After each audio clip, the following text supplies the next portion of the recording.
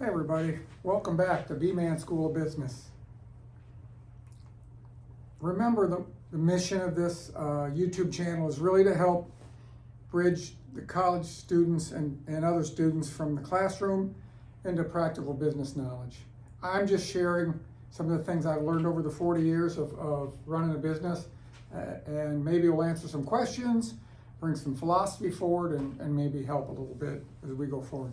Hope you enjoy it. Feel free to send me notes and ask questions or any content you'd like me to talk about. If I have the expertise, I'll share what I know, or maybe I'll go ask somebody in our company and get some more professional advice. So let's go to it.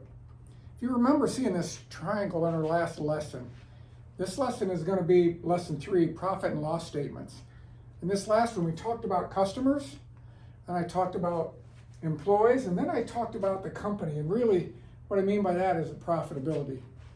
So we're going to talk about one of the main financial tools we use when we run a business or a division to measure profitability and how it works. So at a high level, I'm just going to share with you how this works and how the numbers come together. So the first thing is, you think about revenue. Revenue is the money you're paid for a product or service delivered. So in this example, it's June. That's the monthly June performance. We got $100 worth of revenue for the products or services we sold. Okay? So revenue received by products and services we sold. It cost us $70 to deliver that service. Okay? And that's the operating cost. So whatever I had to do to earn that $100, that's what it cost me to get that done. So operating profit, the profit from this transaction with these customers, and I'm using really simple numbers, right, is $30. That's operating profit.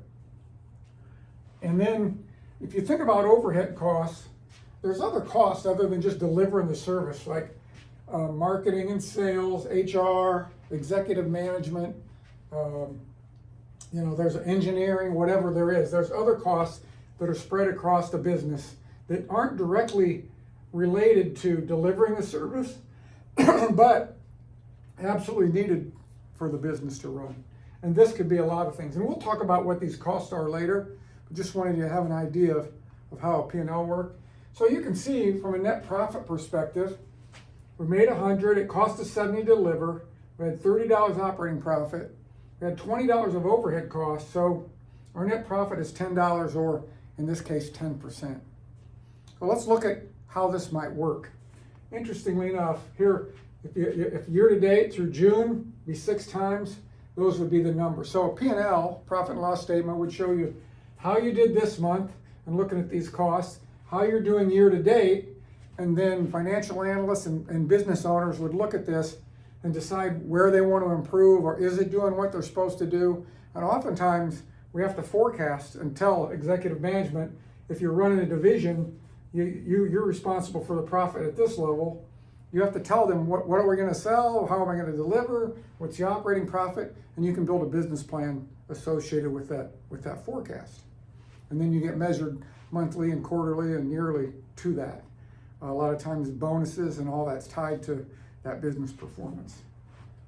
So let's imagine we sell some more products. So we sell 110 instead of 100, but all these costs are proportional. They all go up, right? So yeah, I made a little more net profit. It went to $11, but it's still 10%. So business is performing the way it's supposed to. We sold more, and you'll want to grow. But interestingly enough, most of the time when we do this and we grow a business, we'll look for efficiencies. So maybe our overhead cost doesn't increase proportionally.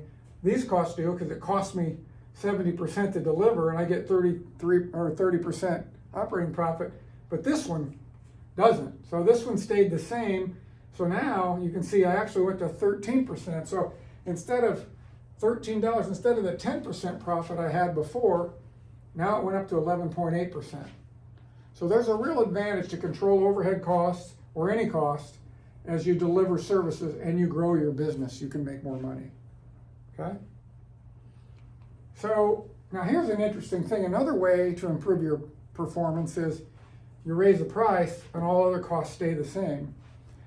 This is one of the hardest ways to improve profitability, raising the price, unless there's something going on in the market, because if you raise your price too much, you put yourself in a position for competitors that do the same thing you do at a lower price to come in and try to take the business away. So raising price makes sense, inflation, all that stuff, it makes sense to raise the price. Most companies raise the price every year, looking at inflation and other rising costs. Like in cost here could be labor costs, benefits, medical benefits costs for employees, travel costs, fuel costs, material costs, all that could be in here, and those costs could go up, so that would cause you to raise your price. It might be acceptable, but this is a tricky way to do that to improve your operating profit. Another way that's really good is if you can find a way to lower your cost to deliver. You've kept your price the same. Now you've lowered your cost to deliver, which still drives the same improvement. It goes to 14.3%, up from 10%, because you drove the percentage of cost out. That's really an optimal way. And what happens is, normally when you're delivering service, there's some waste here. Maybe you're not perfect in the delivery mode.